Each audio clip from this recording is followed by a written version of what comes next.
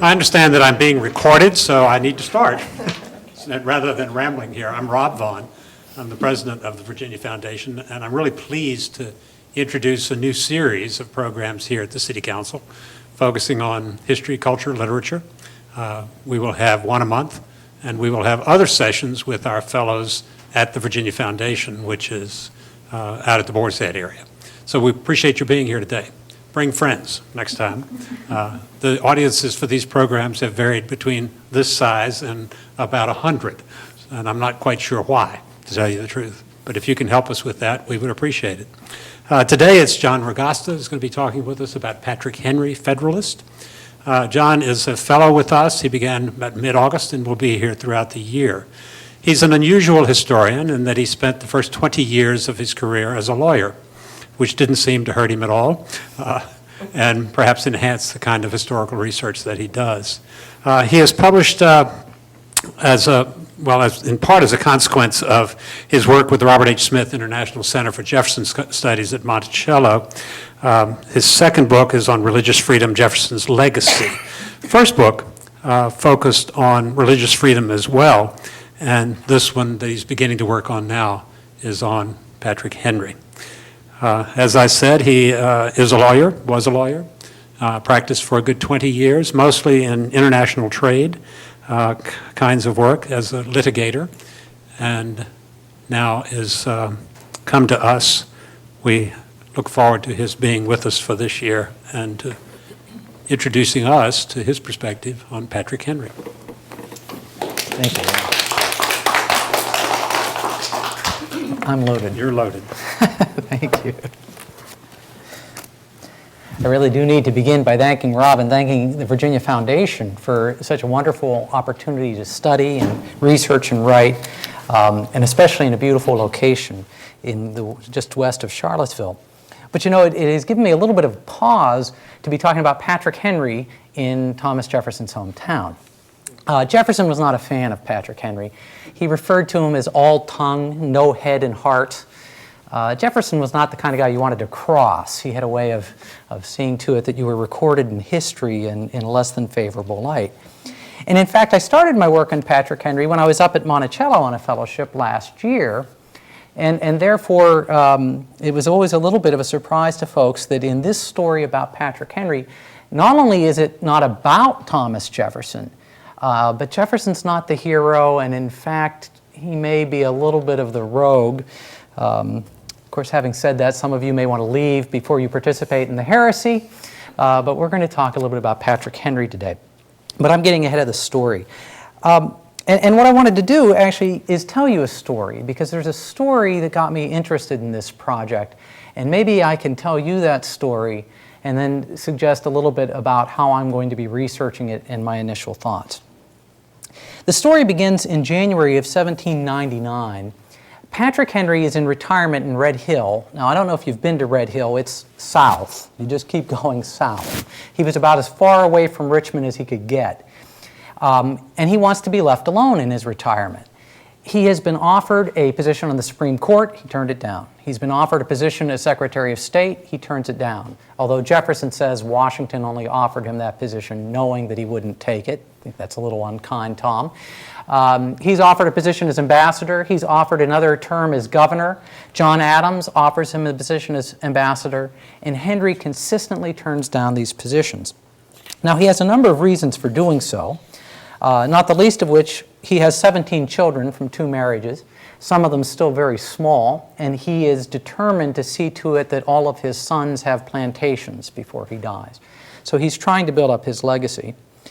And in January, he writes to Archibald Blair in Richmond, and he says, "I am too old and infirm ever again to undertake public concerns." And in fact, he is a little bit ill. He's almost 63, and he's beginning to feel his age. But then something happens. On January 15th of 1799, George Washington, living in retirement in Mount Vernon, writes to Patrick Henry. And as you can hear from this letter, Washington is deeply concerned. There's a real fear permeating his letter.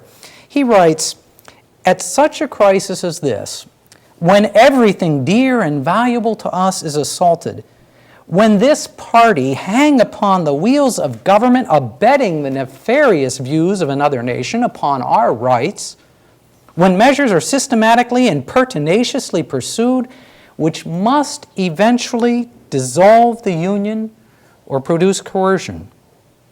I say when these things have become so obvious, ought characters who are best able to rescue their country from the pending evil to remain at home. Now, who are these characters who are abetting the nefarious views of another nation, which must eventually dissolve the Union or produce coercion? And by coercion, he means military intervention by the federal government against the state of Virginia. Well, it's Tom Jefferson and James Madison. Washington is concerned that their efforts on behalf of the Democratic Republicans, particularly the Kentucky resolutions and the Virginia resolutions, will literally dissolve the Union.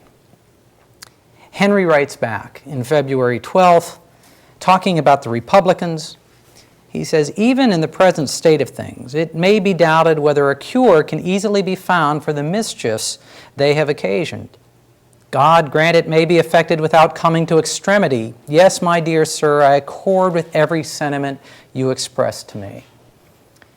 And Patrick Henry, 63 years old, living in retirement, trying to provide for his children, comes out of retirement, his final political campaign as a Federalist.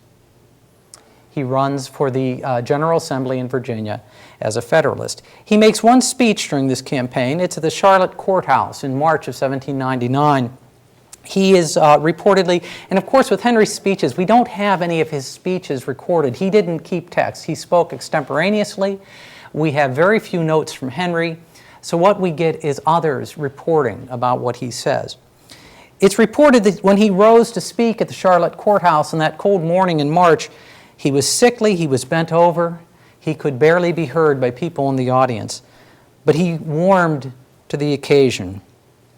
Speaking as a Federalist, he told his audience that the late proceedings of the Virginia Assembly had filled him with apprehension and alarm, that they had planted thorns upon his pillow, that such opposition on the part of Virginia to the acts of general government must beget their enforcement by military power, civil war, foreign alliances, and that foreign alliances must necessarily end in subjugation to the powers called in. Now, Henry, by this point, is warming, and people say he's literally rising up, and his face is becoming flush. And he tells his audience, do you understand where you're going? If you continue to move down this track that Jefferson and Madison are leading you down, and he never mentions Jefferson and Madison by name, he says, if you continue down this track, the federal government will send an army to enforce federal law. George Washington, the father of your country, will be at the head of that army. And which of you would dare raise an arm against George Washington? Now, since it's an 18th century election, it's at the Charlotte Courthouse, there's a drunk in the audience. There's always a drunk in the audience at 18th century elections. And we know, actually, the drunk has a name. We know who it was. But he calls out, I would fight Washington. And Henry, in just classic Henry, just extemporaneously says, you dare not. In such a parricidal attempt, the steel would drop from your nerveless arm.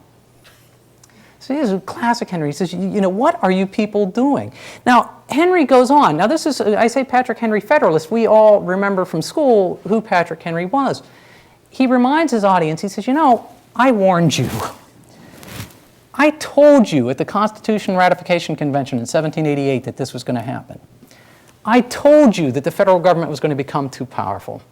I told you that they would engross power to themselves, removing power from the states. But we legally and properly endorsed the Constitution. And he says it is necessary to submit to the constitutional exercise of that power. You can never exchange the present government but for a monarchy. If the administration has gone wrong, let us all go wrong together, rather than split into factions. Now, this is a dirty word to Henry. Rather than split into factions, which must destroy the union upon which our existence hangs. Now, Patrick Henry wins his election, not surprisingly. He becomes a Federalist delegate to the House of Delegates in Richmond in 1799. He never takes his seat. Henry dies at home on June 6th from what is reported to be stomach cancer. He has some kind of blockage. 18th century medicine, they were trying to remove the blockage. His doctor hands him a vial of mercury. Now, if anybody ever hands you a vial of heavy metals, don't drink it. Henry drinks this vial of mercury, and he dies at peace with his family on June 6th. Now, this is a fascinating story in and of itself, because we have Patrick Henry appearing on behalf of the Federalists against Thomas Jefferson and James Madison. But it becomes an even more interesting story if we look forward and if we look back. Looking forward to the election of 1800, had Patrick Henry taken his seat in the House of Delegates in the fall of 1799, Thomas Jefferson almost certainly would never have been elected president. Virginia in the fall of 1799 changed its electoral laws, as were other states in the Union, so that it was winner take all. And we have the same debate going on today about, Pennsylvania is talking about changing its electoral laws. But Virginia had a system where the electoral votes were allocated based upon how many votes you got in the state. It changed its system to winner take all. Even the Republicans admitted that had Henry been in the legislature, that would have never happened, and John Adams would have taken several electoral votes in Virginia and won the election of 1800. It's equally interesting if we look back. If we look back to 1788, when Patrick Henry is the undisputed leader of the Anti-Federalists. Now, I say that to the extent that the Anti-Federalists can have a leader. It's sort of like the leader of a bunch of anarchists. We have to take with a little grain of salt. The Anti-Federalists weren't particularly organized, but Patrick Henry is recognized as the leader of that movement. In 1788, in Richmond, in opposing the Constitution, he speaks about the danger of aggrandizing power in the federal government. And he says, "Your president may easily become a king. Your Senate is so imperfectly conducted that your dearest rights may be sacrificed to what may be a small minority." Now, this sounds remarkably like the Democratic Republicans in the latter part of the 1790s, talking about the power of John Adams and how he was monarchical, talking about the Jay Treaty and how it was abusing the interests of the states. And so Patrick Henry is recognized in 1788 as the Anti-Federalist leader. In 1793, Edmund Randolph writes to George Washington about the debates over the British debts. He says, "They have kindled a wide-spreading flame. The debtors are associated with the Anti-Federalists and the discontented Federalists, and they range themselves under the standard of Mr. Henry, whose ascendancy has risen to an immeasurable level." So even by 1793, Henry is still known as the chief of the Anti-Federalists. So that's the story. And the quandary as a historian, we love stories that give you interesting questions. And to me, this story presented any number of questions. Was Patrick Henry a Federalist in 1799? Is he an apostate? Jefferson says he's an apostate to true doctrine, true republicanism. Was there a real danger of disunion in 1799? And why is it that Patrick Henry and George Washington lay that at the feet of Jefferson and Madison and not Adams and perhaps Alexander Hamilton? Now, I'm very early in the process of my research on this, and so what I thought I would do, and I want to leave plenty of time for discussion and questions, is lay out for you a little bit of my thinking of the structure of how this may proceed, and then some initial hypotheses or observations that I have on this issue of Patrick Henry's 1799 election as a Federalist to the House of Delegates. Now, the first organizational issue I have is whether this is really a story about Patrick Henry, or is it a story about the politics of the 1790s, or is it a little bit of both? Obviously, the easy answer is it's a little bit of both, but I really like the story about Patrick Henry. I really like the idea of pursuing Patrick Henry, partially because history has not been kind to Patrick Henry in any number of ways. I tell people that's because Patrick Henry was a loser, okay? He lost in the 1788 ratification convention. His final campaign as a Federalist is right before the Federalists get blown away by the Jefferson Revolution of 1800. He never holds federal office. I was actually, to give you some indication, I looked, there is a congressional biography of every member of Congress that you can find online. And Henry is a member of Congress because they go back to the Continental Congress, and he was a member of the Continental Congress for 1 year. And they list a bibliography on each of these members. Well, if you pull up the bibliography of Jefferson, it goes on for pages. There's hundreds of entries. If you pull up the bibliography of Henry, there are 26. Probably half of them are short articles or almost newspaper pieces. So history has not been necessarily kind to Henry. And it has not been kind to this episode, this 1799 election. Most historians of Henry tend to ignore it or downplay it. Konstantin Gutzman, who's done some very interesting work on the 1790s, he tries to dismiss this by simply saying it's a puzzle. It's a puzzle as to why Henry in 1799 is a Federalist. Now, of course, we may want to put this in perspective. Gutzman, although a historian, is very much a part of the presentist debate about state power versus federal power, and he's very much arguing for states' rights. He goes on to say that there is a consistent doctrine in Virginia from the 1788 Ratification Convention when Patrick Henry takes this position of local, states' rights, Republican, through John Randolph of Roanoke, through Jefferson, through Madison. They're all of a piece. Well, in fact, they're clearly not all of a piece. John Randolph of Roanoke views Jefferson as being far too liberal, far too Federalist, is much more of a what becomes in the early 19th century a quid, one of the Republicans who removes themselves from the Jeffersonian influence because Jefferson is aggrandizing federal power. So historians like Gutzman have tried to look over this issue to some extent because they want to make the point that there's a consistent states' rights position in Virginia in the 1780s and 1790s. The alternative position that has been taken is that Henry is an apostate. And a number of people say this. John Randolph of Roanoke, who I mentioned, refers to Henry's speech at the Charlotte courthouse and says, "In eloquence, his deceit was deeper than the bottom of the sea." Jefferson, and Randolph was also not a guy you wanted to cross necessarily. He became quite famous in the early 19th century. Jefferson, in talking about Henry, says that Hamilton, and we know what Jefferson thinks about Hamilton. He says, "Hamilton became his idol, and abandoning the Republican advocates of the Constitution, his apostasy sunk him to nothing in the face of his country." Now, again, we may take this with a grain of salt.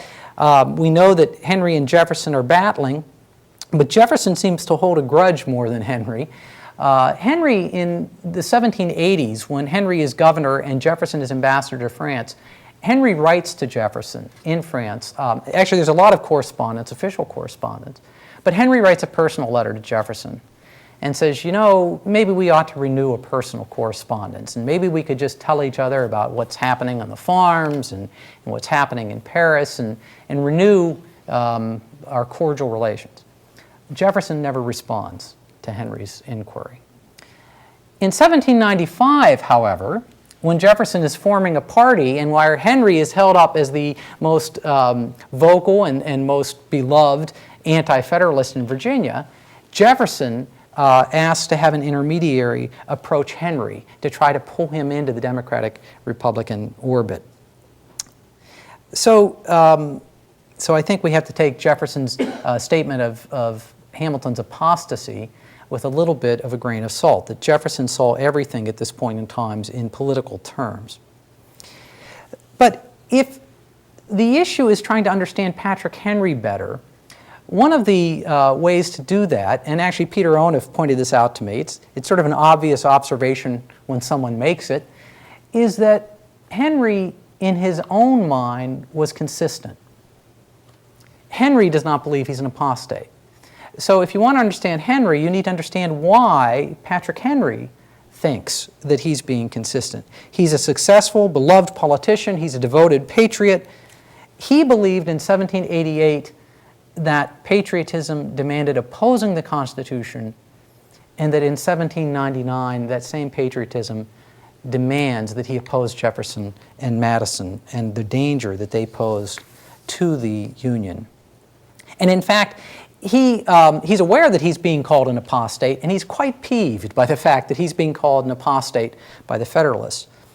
He writes one of his daughters about the Jay Treaty. Now, he opposes the Jay Treaty. He says, I think it was a bad idea, as did most Democrat Republicans. But, and this is a letter to one of his daughters, but what must I think of these men, we know who he's referring to, whom I myself warned of the danger of giving the power of making laws by means of treaty to the President and the Senate, when I see these men denying the existence of that power which they insisted in our convention ought properly to be exercised by the President and Senate and by none other. So, you know, my first goal, my first organizational principle is trying to understand Henry from Henry's perspective. Why is he see a consistency between the 1788 Patrick Henry Anti-Federalist and the 1799 Patrick Henry Federalist? Of course, the other organizing principle, I suppose, is the 1790s. And trying to understand the 1790s better, I think one of the reasons why we see this as strange in the context of the 1790s is we've created in our own mind a dichotomy in the 1790s between Hamiltonians and Jeffersonians. Now, of course, it's easy to create that dichotomy because Jefferson and Madison and Hamilton created that dichotomy. You were either for us or against us. It's why Hamilton just can't tolerate John Adams, because Adams just isn't Hamiltonian enough. And so Hamilton ultimately sinks John Adams' run for the presidency in many ways. And of course, it's simpler for us to understand a dichotomy of high Federalists and Democrat Republicans. But in looking at Patrick Henry, and to some extent George Washington, and I think maybe John Adams, we see that there really is some middle ground, perhaps, and maybe the 1790s and our understanding of the 1790s has something to say to us about political discourse today. And I want to come back to that question of the dichotomy versus a much richer political environment that existed. But let me make a couple of observations or hypotheses, perhaps, about this study which I'm undertaking. The first is, this is not about Thomas Jefferson and Patrick Henry disliking each other. Now, I say that, I've been making fun of their arguments, but a number of historians, and I mentioned Gutzman, but a number of others try to dismiss this as being Patrick Henry and Thomas Jefferson just angry, and so therefore Patrick Henry comes out of retirement because it's the last way he can get Thomas Jefferson. That makes very little sense to me. In fact, it seems excessive. First of all, we know that Patrick Henry, or I should say we don't know of anything Patrick Henry says against Jefferson per se. He certainly is opposed to his politics, but he doesn't seem to carry this rankling dislike of Jefferson that is reciprocated. But I think beyond that, it does Patrick Henry and George Washington a disservice, and really is not a good way to understand the history.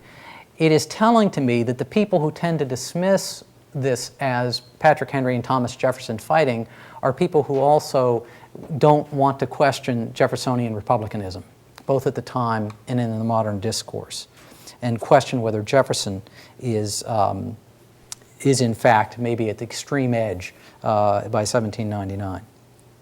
Second observation, and one that I haven't had a chance to pursue to date, is the role of religion in this. Rob was good enough to mention I've been working on religious freedom, and I didn't think that this topic was going to involve religious freedom. I'm trying to get into some new areas. But it's striking when you read Patrick Henry, one of the things that turns him from his position of 1788 to his position in 1799 is what happens in France. He, like Jefferson and Madison and most Democrat Republicans, great advocate of the French Revolution, and isn't this wonderful? We're seeing enlightenment being brought to the world. We're seeing democracy being brought to the world. And Jefferson and Madison become uncomfortable with that in some respects, but never abandon the French Revolution. Henry abandons the French Revolution, and what really pushes him over the edge is when they attack religion. and when they create their own religion and create deism as the central defining characteristic. And Henry, in some of the portions of his letter to Washington and some of his speech at the Charlotte courthouse, is constantly mentioning God's providence and God's plan for the United States. So I think that religion is one of the things that's motivating Henry. One of the other curious things, and again this is a very preliminary thought on my part, is that Henry's failure to make more traction on this issue of religion is indicative of what's happening with church and state generally in the election of 1800 in the early 19th century. What I mean by that is that the American people are still very religious in 1799, and yet the effort to use that religion to oppose the agnostic, deistic Democrat Republicans doesn't seem to work. Now we know that Jefferson's religion is held against him in the 1800 election, but it doesn't work. Jefferson wins. In fact, Adams, to his death, believes he loses the election of 1800 because he's too closely affiliated with the church, and in particular his national days of fasting and prayer. So again, I haven't fully worked it out, but I think there's something interesting happening here, that Henry continues to see politics in a religious vein, and the world is somehow passing that by. My third observation, and related to that as to where is the world moving, is what we might call who moved the cheese observation. Who's changing here? Is Patrick Henry changing or is Jefferson changing? And it's very clear to me that Jefferson is changing. Now, he may have been provoked. I'm not disregarding what's happened. Jefferson views this as a crisis. But the crisis pushes Jefferson to the very edge of his Democratic Republican beliefs. We recall that in the Kentucky resolutions, Jefferson's talking about nullification. Now, that term is removed from the Kentucky resolutions, the first version of the Kentucky resolutions in 1798. It comes back in 1799. James Madison, as is usually the case, is trying to pull Jefferson back. Tom, calm down. And Jefferson won't use that term in the Virginia resolutions. But even though the term nullification is taken out of the Kentucky resolutions, Jefferson's language is still talking about these acts of the federal government are void, ab initio, they are unconstitutional, they can be ignored. Jefferson later tries to step back from that. James Madison, especially later in life, when he sees what's happening to the notion of nullification, tries to step back from that. Now, historians love to talk about teleology. It's when I went to graduate school, it was sort of the first word that I didn't know and that I learned what teleology meant because it's the great bugaboo of professional historians. The notion of teleology is that we know what happened. It's the Paul Harvey story. We know the rest of the story. Well, you can't view the history of 1799 based on the history of 1861 and what is done with nullification. That's the notion of not using teleology. But I think sometimes as historians we give up our analytical tools by ignoring what happens.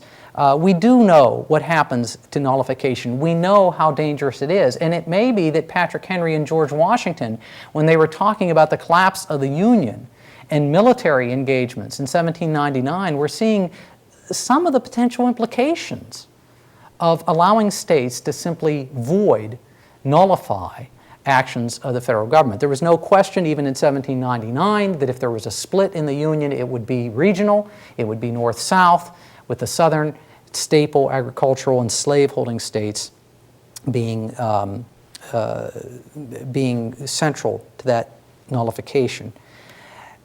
But if Jefferson is moving because of the threat that he sees, and if nullification is on the edge of what a Democrat-Republican could believe, what about Patrick Henry? Is he being consistent? Now, Henry, like Jefferson, is opposed to the Alien and Sedition Acts. Occasionally, historians will say that Henry supported the Alien and Sedition Acts. That's clearly not the case. He does not believe they are cause for disunion. He, in 1795, he writes to Henry Lee, "Although a Democrat myself, I like not the late democratic societies." Now, we'll recall that James Madison and Thomas Jefferson are encouraging these democratic societies to oppose Washington Hamiltonian federalism. So he says, "Although a Democrat myself, I like not the late democratic societies. As little do I like their suppression by law." Silly things may amuse for a while, but in a little time men will perceive their delusion. The way to preserve in men's mind a value for them is to enact laws against them. Now this is very Jeffersonian. In other words, he's saying, look, I'm a Democrat. I'm the original Democrat-Republican, but I'm not real happy with these democratic societies that are being created all over the country that are stirring up trouble. But I'm also unhappy with suppressing them. In fact, if you suppress them, what you're going to do is encourage them. Again, very Jeffersonian concept. Well, that's Patrick Henry in 1798. But by 1799, he's writing to Archibald Blair that he believes the Republican policies will lead to disunion. Well, how do we understand that, that notion of, is there a notion of consistency here? And I think the answer is classic republicanism, which we all sort of learned about at some point, and then it falls off the radar screen. Classic Republican versus Democratic Republican.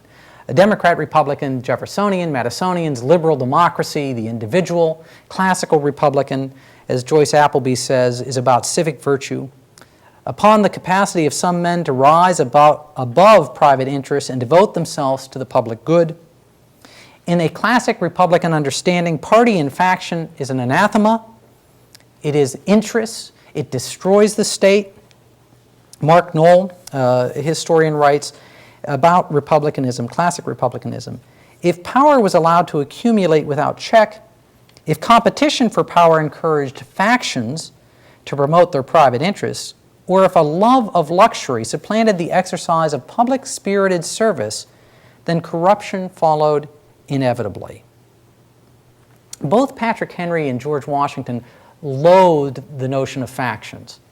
Now, everyone in the 1770s and 1780s says they loathe factions, but Washington and Henry, it really becomes part of their soul almost to oppose this notion of interest, because interest is opposed to civic virtue. Interest is opposed to the interest of the whole. Interest is personal. Classic republicanism is about society. Henry White writes to Washington in 1795, "Believe me, sir, I have bid adieu to the distinction of federal and anti-federal ever since the commencement of the present government, and in the circle of my friends have often expressed my fears of disunion amongst the states from collision of interests, but especially from the baneful effects of faction. And I do most cordially execrate the conduct of those men who lose sight of the public interest from personal motives." Henry, in 1799, 2 years before Jefferson's much more famous first inaugural address, writes to Judge John Tyler, "Men might differ in ways and means and not in principle." The notion is we're all in this together, and we may have differences of views, but those are ways and means. Our principle as Americans is consistent. Now, this question, this observation of who's moving and who's changing, whose perception of politics develops in the 1790s is an extremely important one to what happens over the course of the next 2 centuries. Doug Bradburn, who had been at UVA, has written a book called Citizenship Revolution, where he concludes the revolution ends in 1803. Now, the way that Bradburn comes to that conclusion is he says the American Revolution, as we understand it, does not end until parties become the central organizing means of politics, and that parties are essential to the American vision.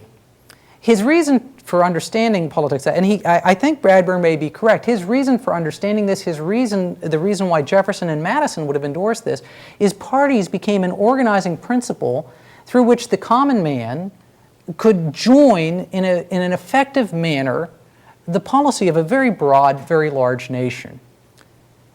But that wasn't the way that Patrick Henry and George Washington saw the world. And of course, both of them die in 1799.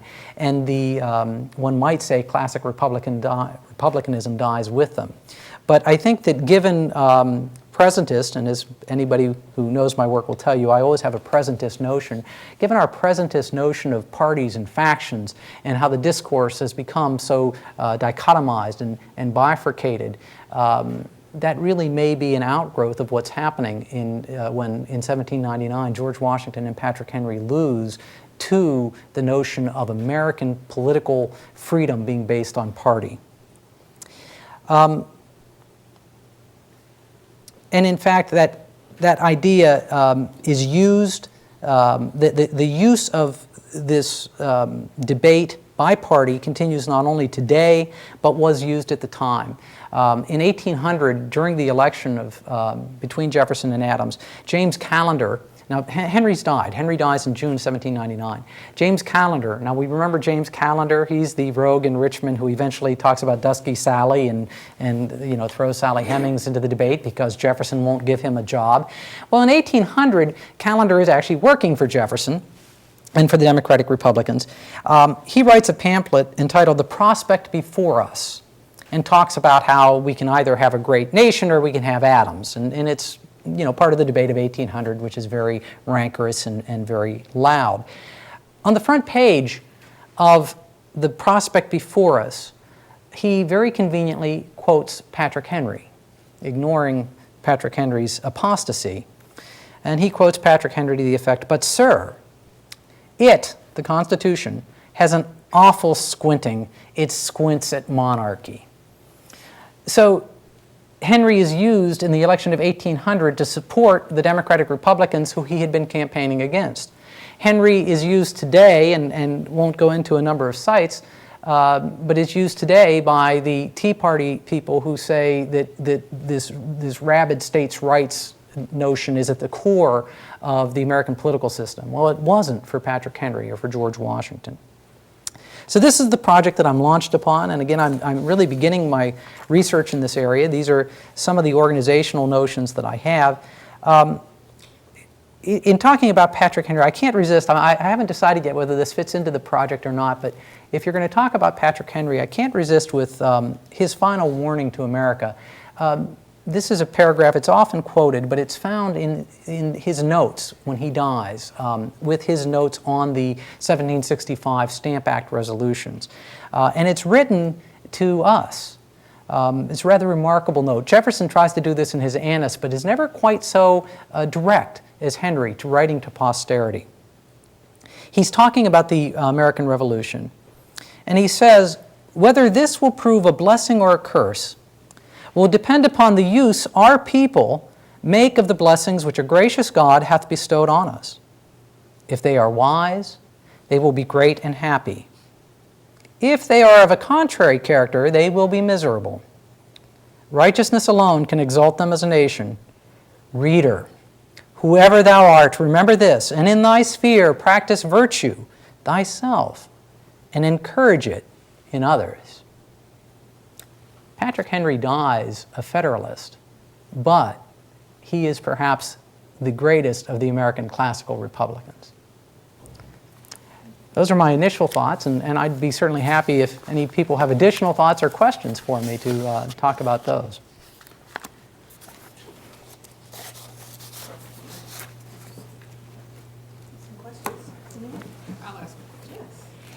I know your focus is Patrick Henry, and you mentioned George Washington. He seemed to be in the middle ground between the two extremes, which are going to become the two parties, or are becoming. Do you think there are others out there, or this is just a small minority of past leaders, past Republicans? Again, my understanding has to be based to some extent on what we see today. Of course, there are hundreds of others, there are thousands of others, but history gets written about Jefferson and Hamilton just as history today, pick up the newspaper, gets written about the extremes. And in fact, Washington is considerably more Federalist than Henry. I mean, he's still a classical Republican, but Washington, for example, defends the Alien and Sedition Acts. He says, they're necessary, this is not that outrageous, this is a reasonable imposition. Henry does not speak out publicly against the Alien and Sedition Acts, given the fact that he's running as a Federalist in the 1799 campaign, but he makes it clear to any number of people that he thinks this was a gross mistake, that the Sedition Act in particular was inappropriate. John Adams would certainly be in that group, but I have to believe there were many people. What I haven't fully gotten my hands around is this notion that Bradburn introduces, Doug Bradburn, who's now at Binghamton University, that parties become the vehicle by which the common man has no other way to enter the discourse. And parties which become dichotomous, become extremes, becomes the vehicle by which the common man enters. So that's the voice we're left with. And that's where I think the real payoff in this project may be, is trying to understand how that comes about.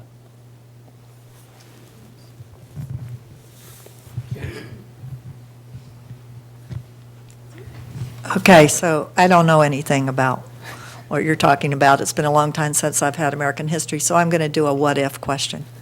Okay, so what if Patrick Henry were president now? What would he think about federal programs, given what your research has shown you so far? Medicare, Social Security, national health care. You know, I think he'd be opposed to all of those things. Because, and I mean, we're really speculating. Thank goodness Peter Onuf isn't here. Don't tell Peter Onuf that I'm doing this. I'm not allowed to do what ifs. Henry makes it clear in 1799 that he is not supporting big government. And he makes it clear, I oppose this. I told you this was going to happen. What he is saying is that once that's where the community has gone, through legitimate democratic, Republican mechanisms, we have to live with it as a society. We have to support what's done. So, you know, complete speculation. I think Henry would look at a lot of these big programs and say, these are a really bad idea. We ought to stop doing this. But as long as this is the law, we abide by it and we implement the laws that we have. One of the things that he gets very upset about, the quote I read about the Jay Treaty, is, if you recall, what happens is Washington sends Jay to negotiate the treaty with Britain, and of course there's this whole argument about, is Washington pro-British and the Democratic Republicans are pro-French. Jay comes back with the treaty. It is sent to the Senate, and Washington really hesitates. Washington recognizes the treaty has problems. But he sends it up to the Senate. It's coming from George Washington. It's going to be approved, especially in the Senate. It's approved. Madison organizes an effort in the House to block funding to implement the Jay Treaty. And this really angers Henry. Henry says, look, I think the Jay Treaty is a bad idea. And I told you that this is what was going to happen. But that's the Constitution we have. And for you, I think Henry would be, you look at what happened this summer, I think Henry would just be shocked and dismayed at the notion of holding government hostage to political interests, and we're going to shut down government. Because that's exactly what Madison was trying to do in 1796. Well, okay, we got a different way. We control the purse, so we're just going to shut down the Jay Treaty by denying George Washington funds. And Henry says, you can't do that. That's not the way the system works. Even though I may oppose those things, I'm going to work within the system that we have.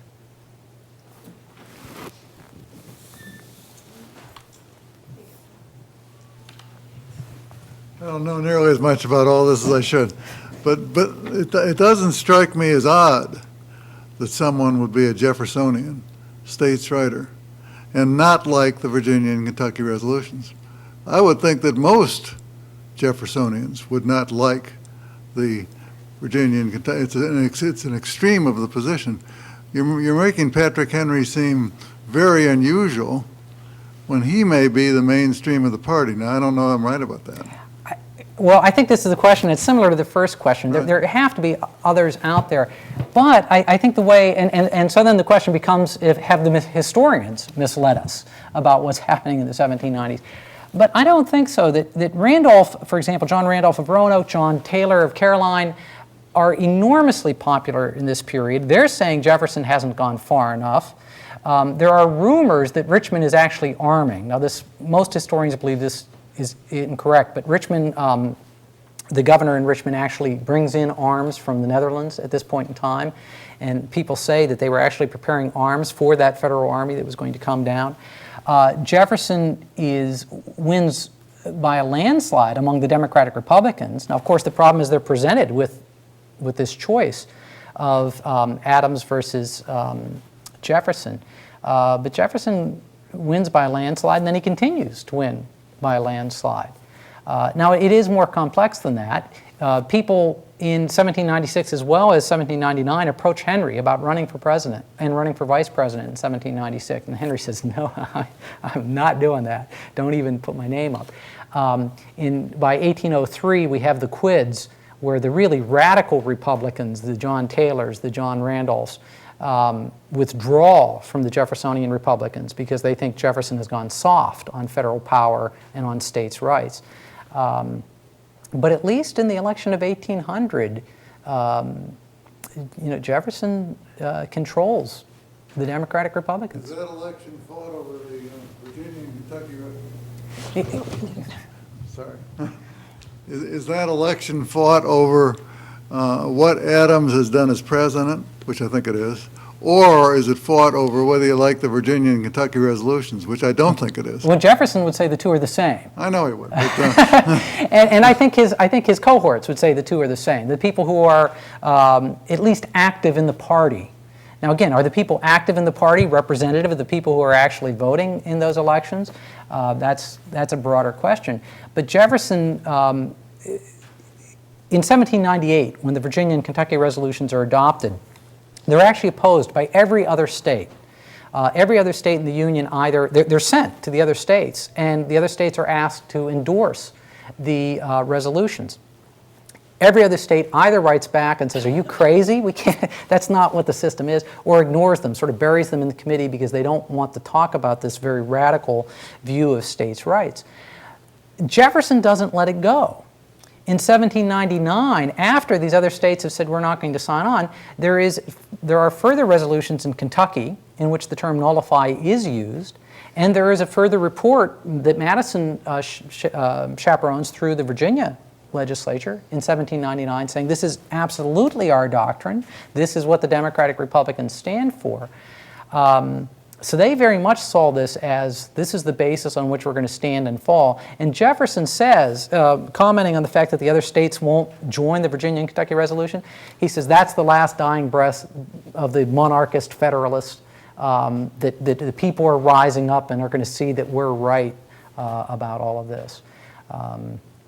But I find it rather remarkable as well, and I find it remarkable that modern historians, and I don't want to pick on Gutzman because I think he's indicative of a whole school of thought, that no, there's this very consistent states' rights view all the way through the Civil War. I find that it's certainly not consistent with Henry. What was the source of the fear of some sort of federal invasion of Virginia that excited the governor? I think it's the notion of the Kentucky resolution and Virginia resolutions, which are being debated in the body politic. People are concerned about this. If you can nullify an act of government and simply refuse to obey, and there are people who are talking about we in Virginia will need to defend with arms our rights. I mean, that's, if you read the newspaper accounts, people are saying those kinds of things.